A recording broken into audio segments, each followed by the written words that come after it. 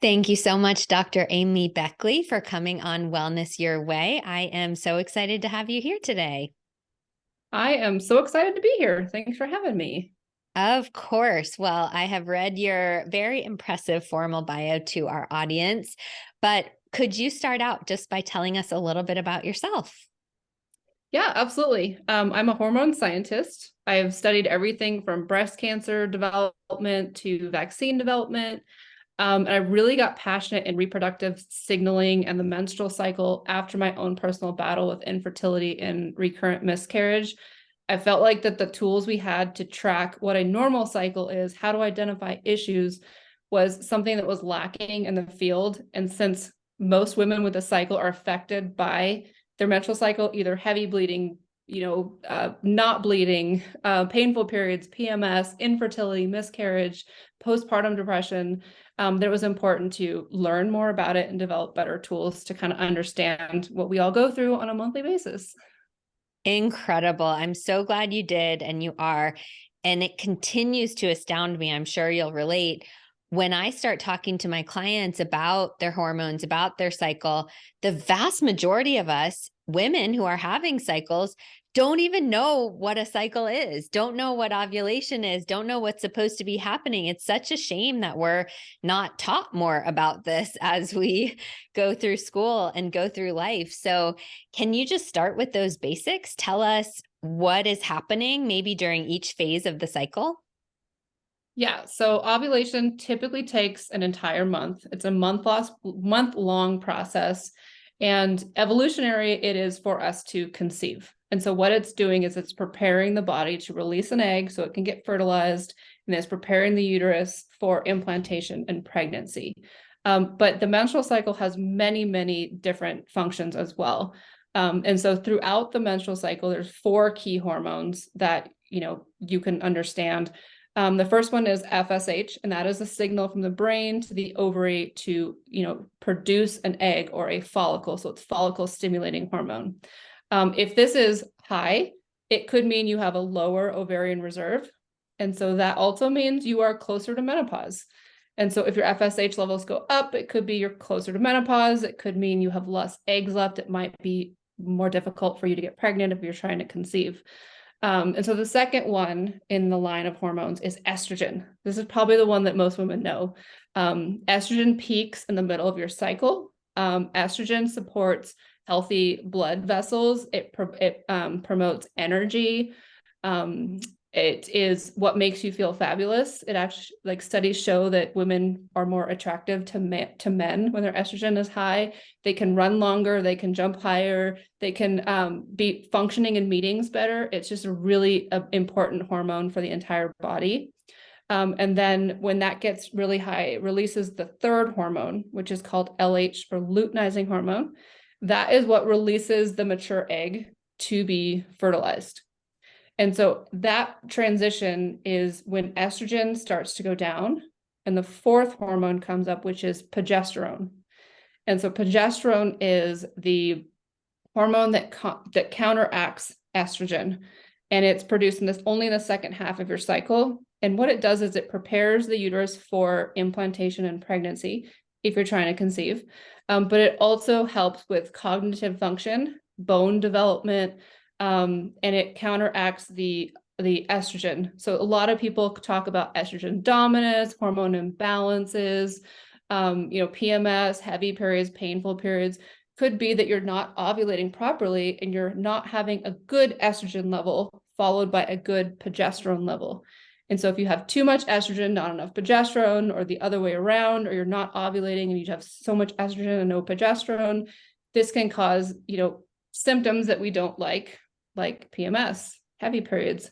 In my case, it was infertility and miscarriage. And so, the menstrual cycle is this beautiful, intricate dance of all these hormones, and it's a month-long process. And so a lot of people think ovulation is a single point in time, but it's just this ebb and flow of all these hormones. And throughout it, we change as women in each phase. There's this whole movement of cycle syncing, which is eating for your hormone pattern. It is exercising for your hormone pattern.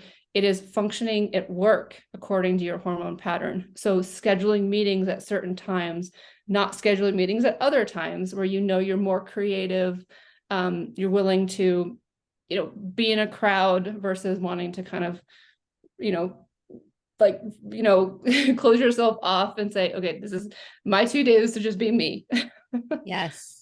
Very interesting. You gave so much information there. So let me try to synthesize and summarize to make sure our audience is on track. So we have FSH, follicle stimulating hormone, which kind of shouts like, hey, we need a follicle, we need an egg in here. And it's shouting louder, meaning it's higher if we're closer to menopause or our ovarian reserve is lower. So that's FSH.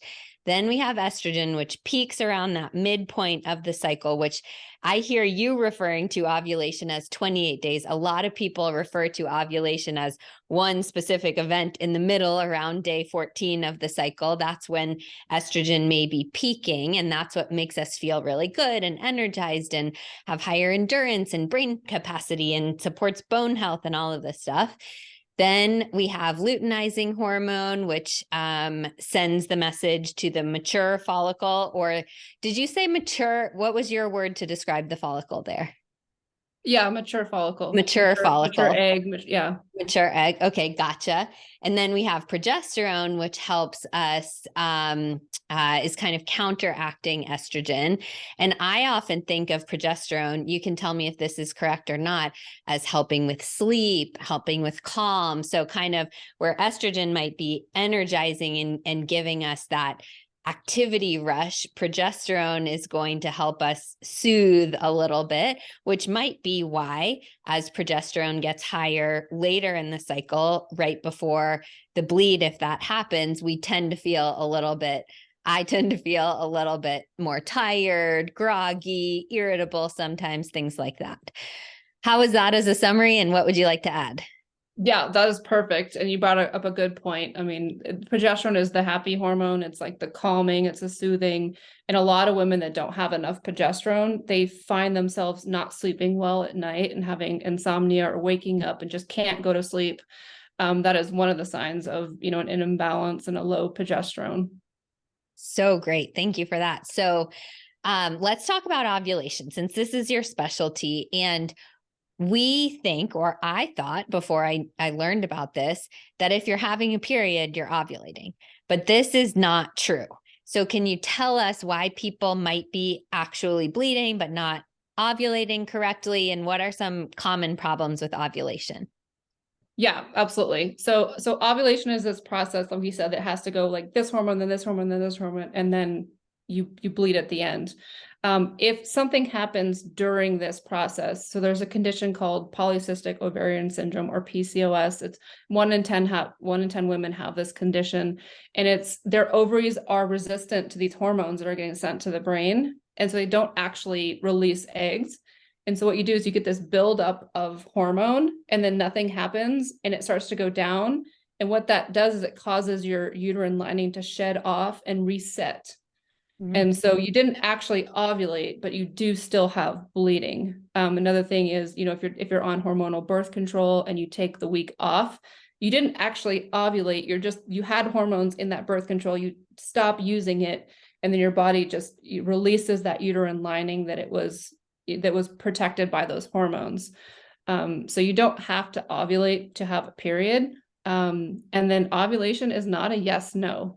It's not, Mm. yes, I ovulated or no, I did not. You can have a healthy ovulatory pattern where you have your hormones in balance and it's an optimal cycle for conception, if that's what you're trying to do.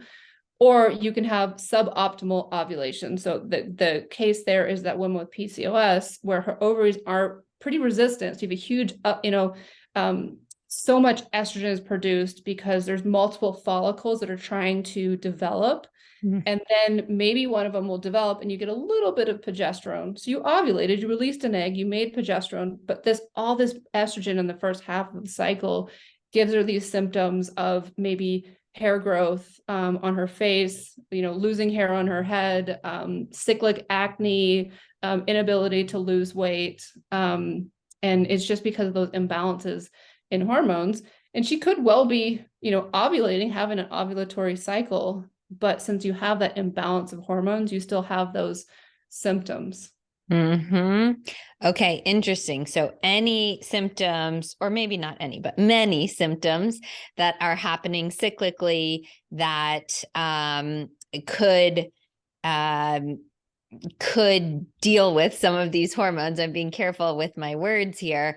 It's really important to check out the strength, whether or not you're ovulating, and the strength or quality of your ovulation, correct? Yeah, absolutely. Okay. I have headaches, migraines around my period. And I find that taking progesterone in the last half of my cycle supports that healthy balance and reduces those, those headaches that I get from that hormone withdrawal. Yeah. And I make progesterone. I do ovulate. I'm 43, but I don't ovulate well, right? I'm getting close to menopause. And so my body just needed more estrogen more progesterone to counteract the estrogen to really have that healthy cycle. Great. So I talk to a lot of people who kind of know intuitively, like something's off with my hormones, but I don't really know what that is. And so I want to talk about the test that you've developed, which is very helpful for this. But before we get into the test, how would we know symptomatically? And maybe the answer is we don't know. That's why we need a test. But are there any symptoms we could look for in our bodies to tell whether or not we're ovulating? Well, Um, so there's many different signs and symptoms. If you're ovulating, you have fertile cervical mucus about middle of your cycle. So this is like it's kind of egg white in consistency. Some women actually think it's an infection because it's just you feel more wet. yeah. Um, that could be a sign that you're ovulating. If you have a healthy bleed, right? And so typically if you're ovulating and it's a healthy ovulation, your period is anywhere from, 4 to 7 days, and there's no brown bleeding before it, and then there's no brown tail at the end. It's just I'm bleeding and then I'm done. So if it's longer than that, it could mean that there's an imbalance in estrogen and progesterone. If it's shorter than that, it could mean you're not actually ovulating. You're just shedding a little bit of that lining, and it wasn't an ovulatory cycle. The other one is, if it's too heavy, again, that's could be an issue with an imbalance in your hormones. Really the biggest symptoms I see are inability to get pregnant. Maybe sometimes miscarriage is one of them. Inability to sleep, not being able to function or just feeling off. It could be an ovulatory issue and it could be something else. Mm. But I mean, there's so many things. I always say that women have really good intuition, and if they feel something is not right, there's something that's not right. Yes, I And agree. to start that conversation, of course. I agree. And I would also add on, if you get medically gaslit, keep fighting. If you know something's off, and one practitioner, I'm sure very well meaning, says, "Oh no, you're fine," but deep down inside something could be improved, then ask someone else, get a second opinion. It's your body and you're the expert in it, anyone listening. So on that note, I'll throw a crazy symptom, and you could tell me if I'm making this up or not, but I really don't think I am. I swear I feel ovulation in my back, and I don't have PCOS or anything like that. Is it possible to feel it? Yeah, absolutely. Ovulatory pain is definitely something. There's this really long German word, Oh, Michelfitz or something. I don't know. It's like this, it's like the pain of ovulation, and it's absolutely a thing.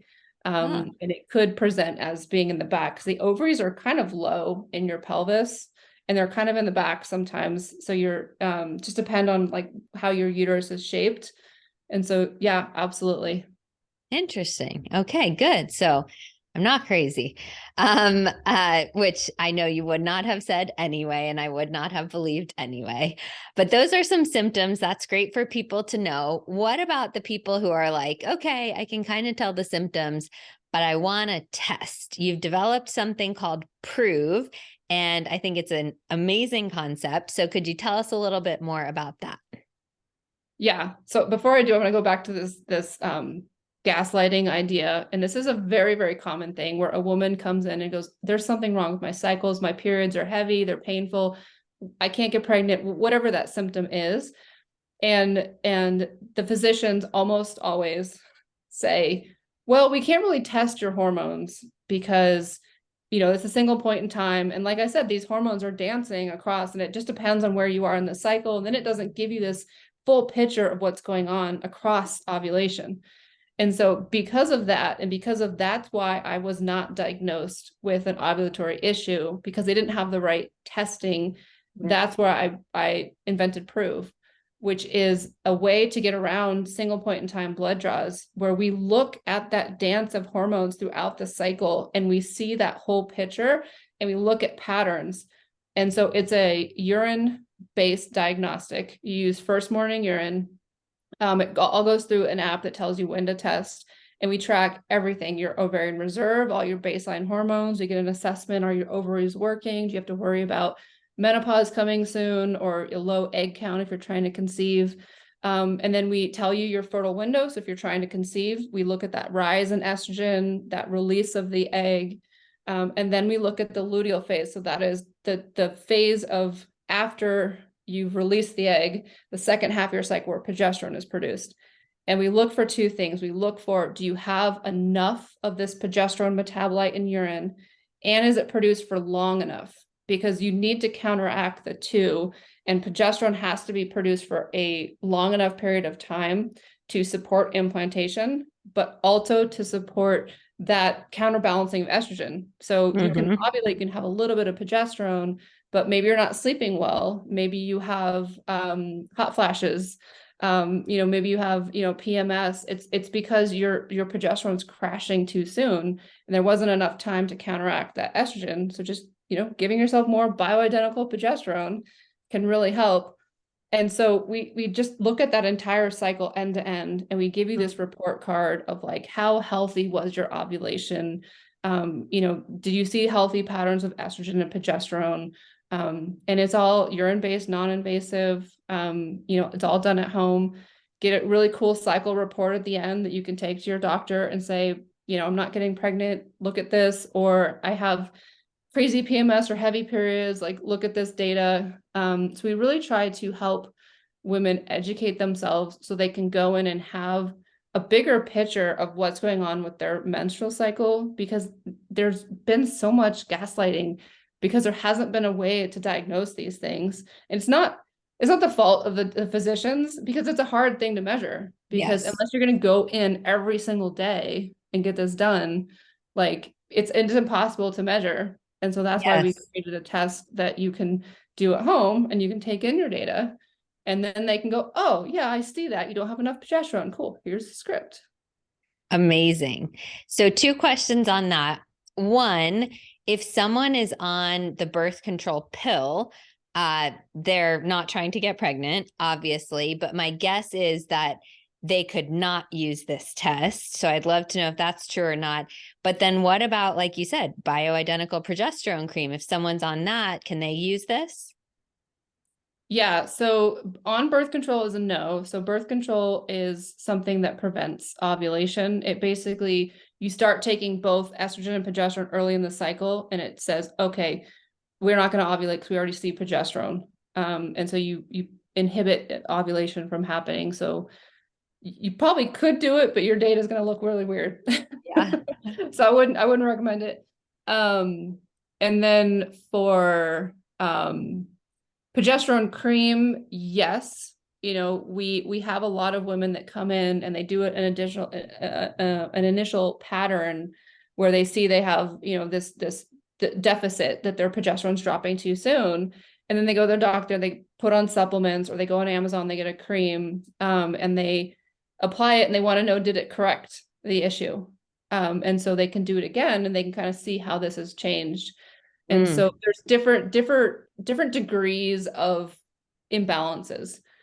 And so a lot of women can be corrected with a cream or a non-prescription. You can do a lot of diet changes. You can eat for your cycle, support your hormone production, and that's enough. But other women, it doesn't work. Yeah. And so, kind of having a system to look and like help you understand the issue and then track your progress and make sure it's corrected, is really powerful as well, because then you can go back and say, oh, that wasn't a high enough dose, or maybe I need to not stop buying it off Amazon. I need to go, into the physician and look at that. Really amazing. Okay, so using it as both a check-in and or a diagnostic, both are powerful. I like that. We can edit out this question if you don't like it, but I'm personally curious. How is this different from the Dutch test? So the Dutch test measures the same estrogen and progesterone metabolites that we measure. The difference is you have to collect the urine strips at home and Mhm. do it all cycle. And then at the end of your cycle, send it all in. And then Yes. they will analyze it and they will find the patterns and they'll send you the report. We do this real time using your phone. So you have like Oh, 10 minutes wow. and then you see real time your results and then we track it. Wow. $89 versus I think cycle mapping Dutch is like $3.99. 400. Yeah, right. Yeah. That's So the really Dutch, fascinating. it is a little more comprehensive than what we do. So we do one estrogen metabolite and one progesterone metabolite. I think they kind of dive deep a little bit more on like this metabolite or that metabolite. And there's all different They do. kinds of Dutch tests. But Yeah. mostly we compare to the cycle mapping one. And Okay. I think, a direct replacement for the cycle mapping one, and a much more convenient way, because you don't have to wait to the end of the month to send in your Yes. data, because each Yes. cycle is unique. And so if you're collecting data, especially under the care of, a nutritionist or a health coach or, your doctor, you can make real-time adjustments as you get the data in. That's really incredible. I have done the Dutch test myself and I have ordered it for a small handful of clients, but I'll be honest, I'm very educated about this stuff relative to the average consumer. And that Dutch test report is extremely confusing.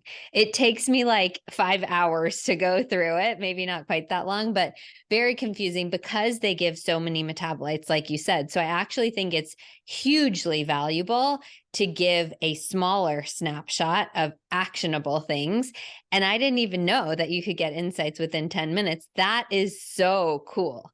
I'm very excited about this.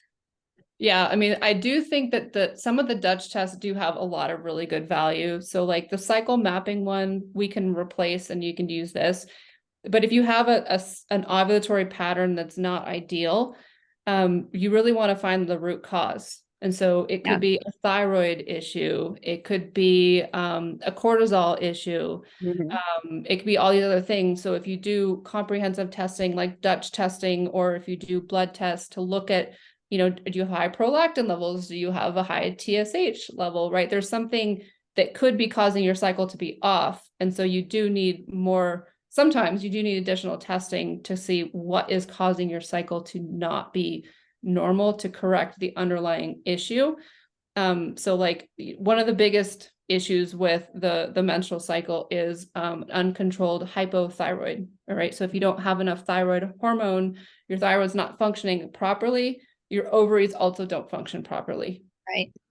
And so a lot of times if you fix that thyroid issue, you fix your ovulatory pattern at the same time. Yes. So maybe what you're saying is Prove is a great intro step for someone who's like, I feel slightly off, or I want to get pregnant soon. So I just want to make sure everything's on track, or someone who wants to tweak something.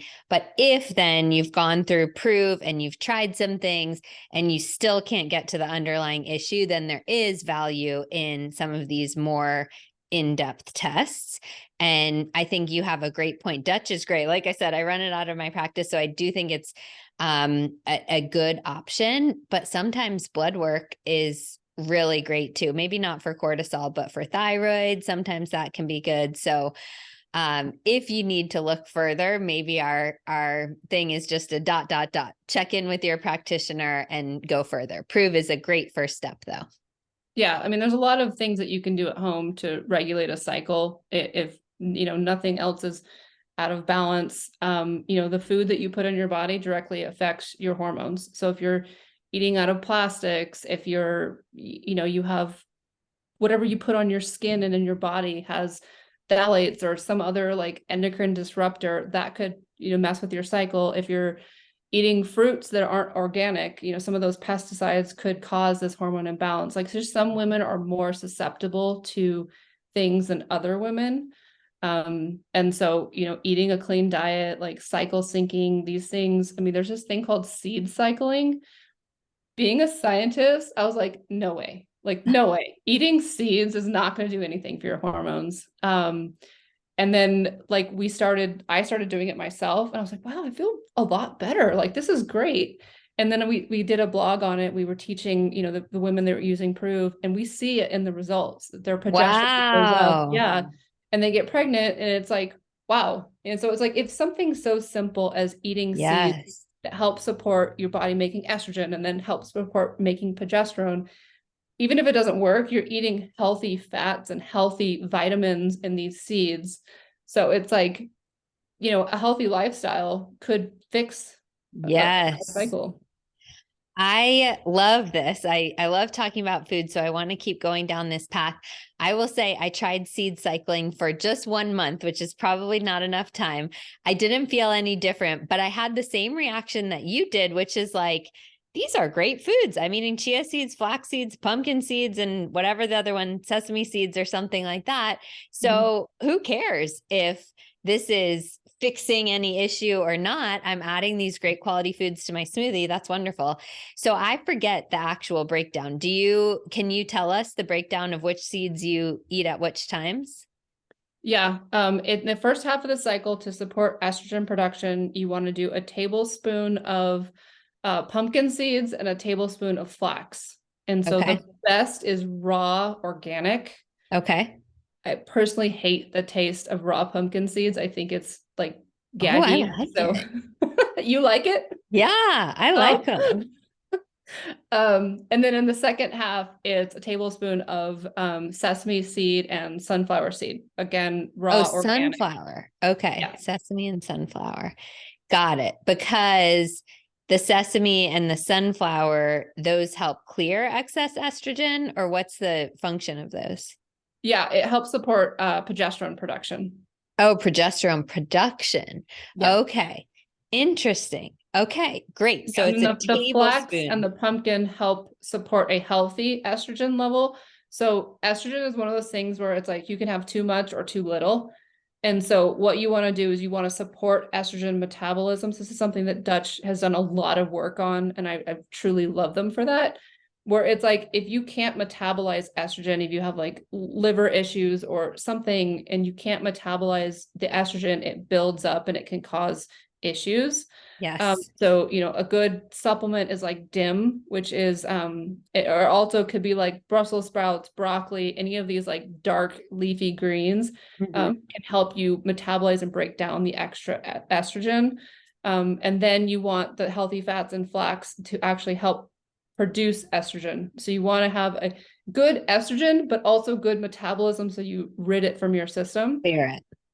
Yeah. And so estrogen is like, you don't want to be too high and you don't want to be too low. And then on the progesterone side, typically people are just low. Like, Yeah. we have a unhealthy lifestyle. We are working women. We are stressed out. Like, we are Yes. not eating healthy. We have kids that we're juggling, back and forth. We're not eating as healthy. We have all these chemicals, just pollution, and depending on where you live, like you go outside and you breathe some of the smog and the pollution. Hmm. It's becoming an epidemic of people having Yes. low progesterone. And so we don't really see anybody that have too much progesterone. It's always the opposite. So it's always about supporting progesterone production. It's something that I personally have dealt with many, many times. And thankfully, my diet is very consistent and has been for over a decade.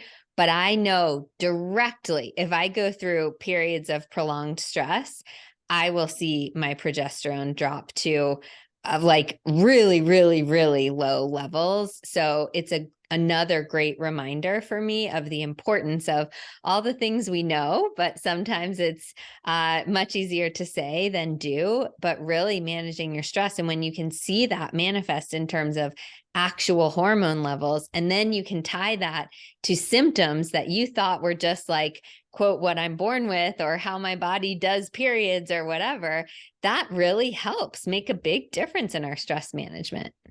Yeah, absolutely. And stress can also be from sickness. So Mm, we just got through COVID. Hopefully we're done with that, close the chapter. Um, yes. but they had all these studies where it affected the menstrual cycle. And we would see it in people that were using Prove, like their Wow. FSH levels were so high, which means that the ovaries weren't responding. And it was like the body was like, oh my God, there's this virus. Like, this is not a good time to conceive. I'm going to shut down.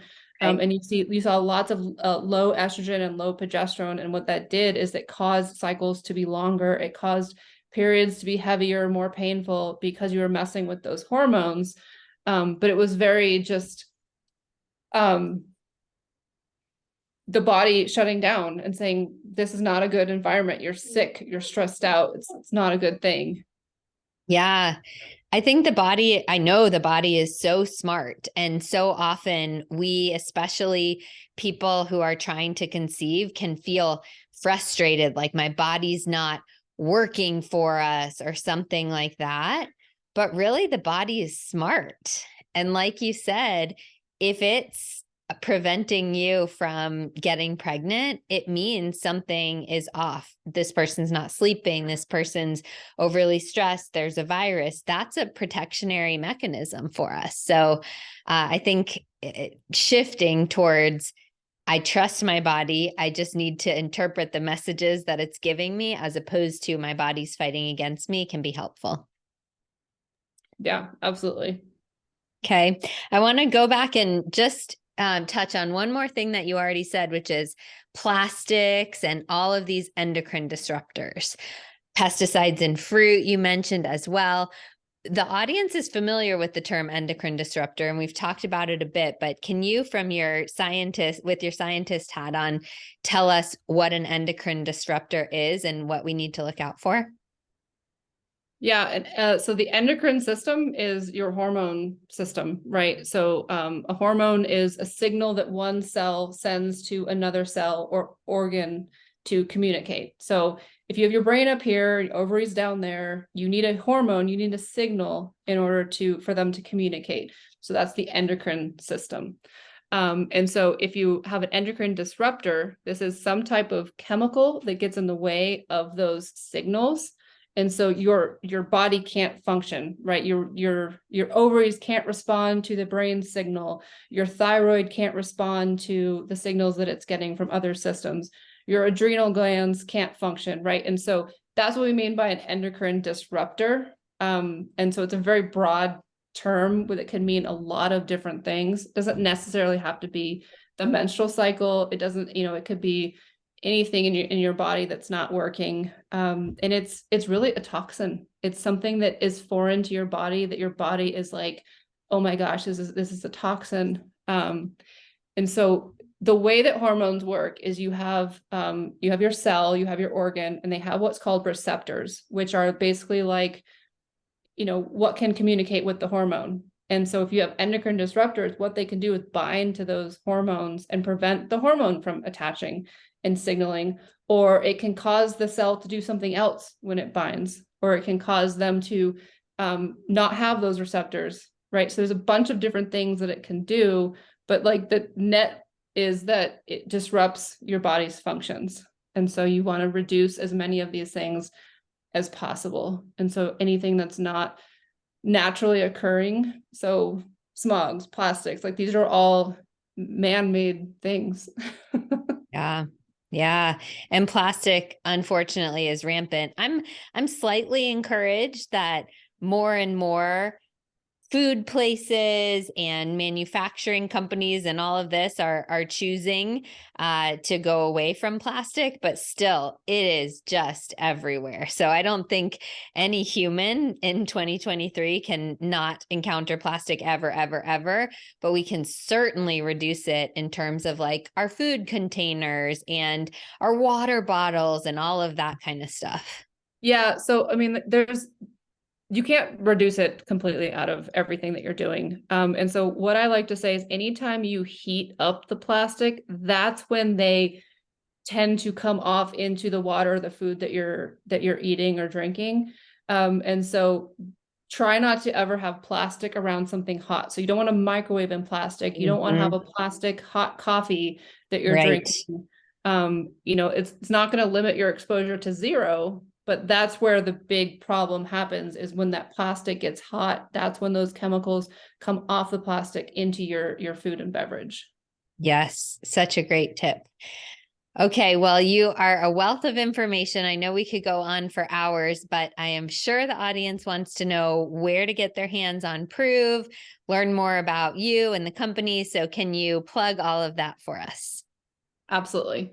So our website is provetest.com. It's PROOV Got it. test.com. We have an excellent email list. Sign up. We send a lot of great content about menstrual cycles. We have a YouTube channel and we have Instagram. So everything's at Prove Test. We have a great support community if you're trying to conceive on Facebook. We're really passionate about increasing knowledge and education. So even if you're not ever going to buy a Prove Test, we really want the women to have that knowledge about their menstrual cycle.